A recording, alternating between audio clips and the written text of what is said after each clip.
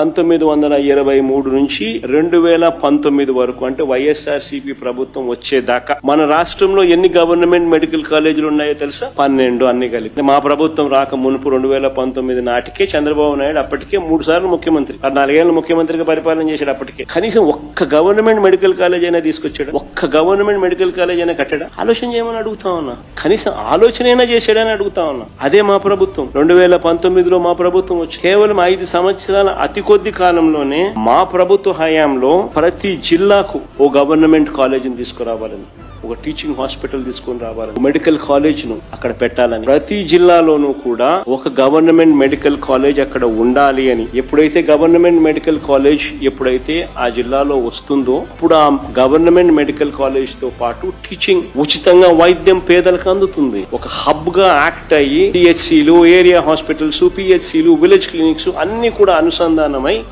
ప్రజలకు మెరుగైన వైద్యం ఆ జిల్లాలో మొత్తం అందుబాటులోకి వస్తుంది.